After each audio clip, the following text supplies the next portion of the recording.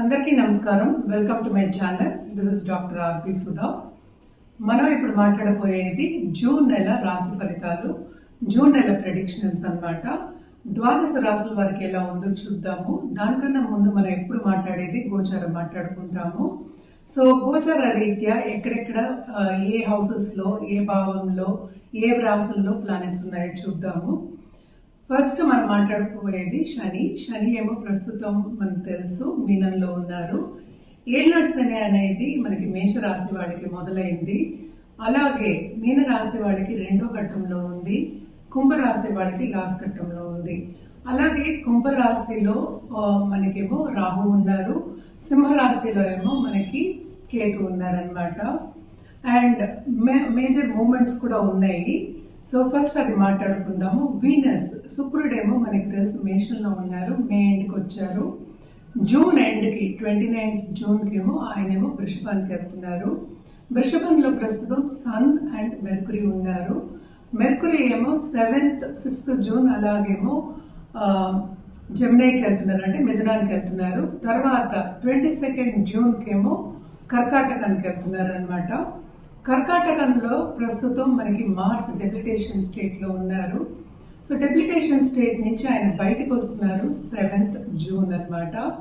అలాగే మనకి తెలుసు చంద్రుడు 2 రోజులకు ఒకసారి మారుతూ ఉంటారు. సన్ ఏమో మనకి జూన్ 15కి మిథునానికి వెళ్తున్నారు. సో మిథునంలో ఆల్రెడీ మనకి తెలుసు జూపిటర్ ఉన్నారు, అంటే గురువు ఉన్నారు అనమాట, మేజర్ గ్రహం. సో ఇది గ్రహస్థితి మనకి జూన్లో ఉన్నది. మేజర్ మూమెంట్స్ ఏంటంటే మనకి శుక్రుడు మూమెంట్ ఉంది, ఎందుకంటే ఆయన వృషభానికి వెళ్తున్నారు అనమాట ఎండ్ మనకి జూన్ ఎండ్కి. అలాగే ఏంటంటే మెర్కురీ మూమెంట్ కూడా ఉందన్నమాట, అలాగే సన్ మూమెంట్ కూడా ఉంది.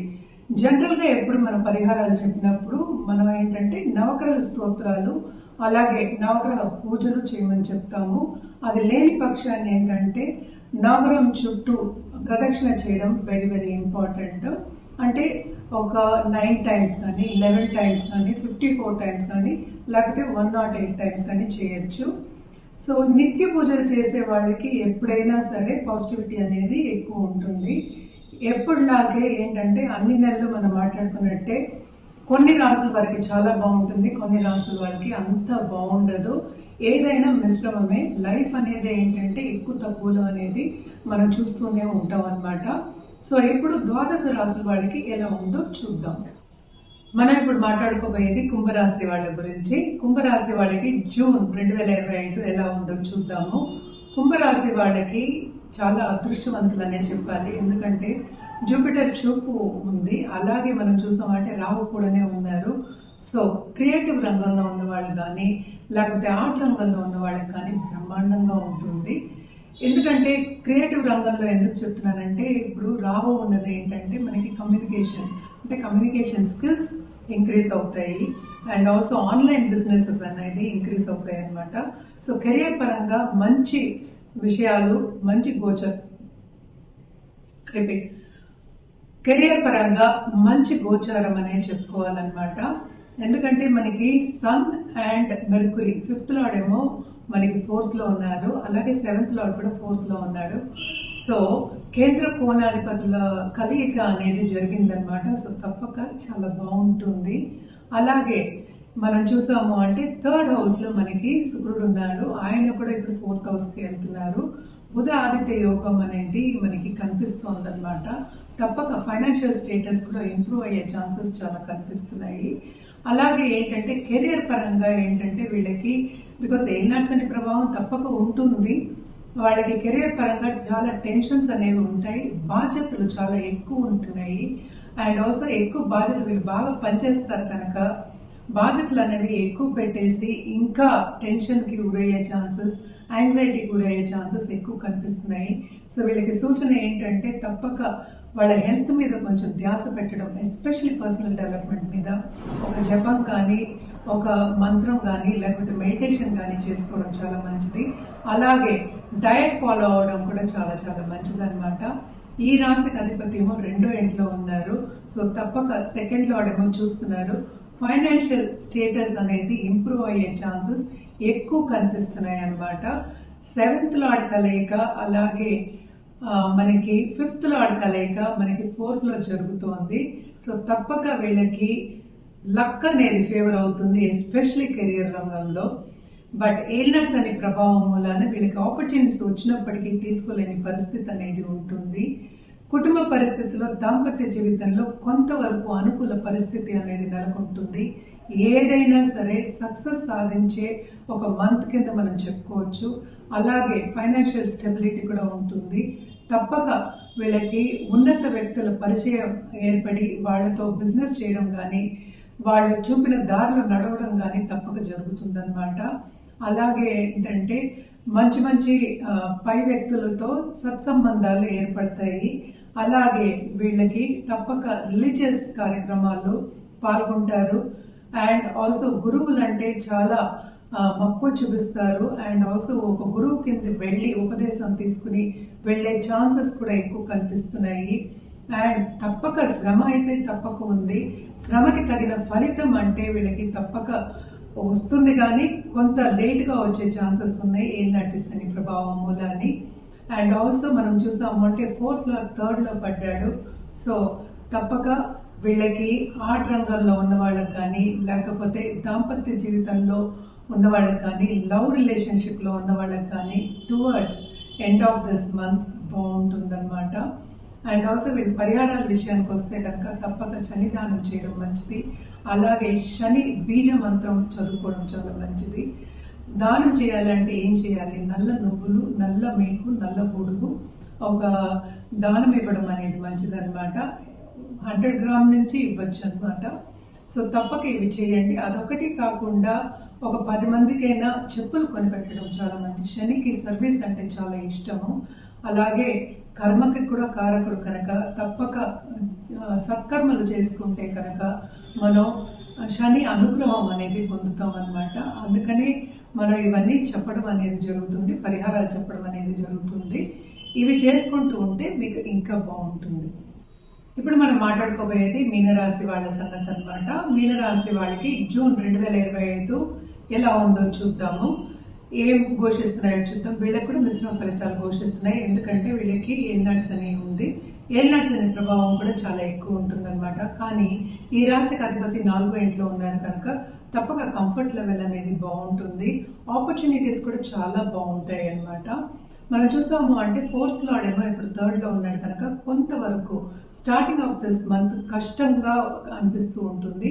కష్టపడాలి, కష్టం లేదే ఏది రాదు మనకి. కానీ 1కి 2 సార్లు చేస్తే కానీ ఏ పనులు అవ్వవు అనమాట. నిరుద్యోగులకి ఉద్యోగ అవకాశాన్ని కూడా second half of this month కనిపిస్తోంది అనమాట. అలాగే మనం చూసాము అంటే 2nd లార్డ్ కూడా డెప్యుటేషన్లో ఉన్నారు. కానీ కూడాను మనకి దిగిన తర్వాత అంటే ఏంటంటే 6వ ఇంటికి దిగుతున్నారు కనుక కొంతవరకు ఫైనాన్షియల్ స్ట్రెయిన్ అనేది కనిపిస్తోంది అనమాట. అంత ఈజీగా ఏది చేయడానికి ఉండదు. ఎందుకంటే అన్నిటికీ అడ్డంగాలు వస్తూ ఉంటాయి, ఆబ్స్టికల్స్ వస్తూ ఉంటాయి.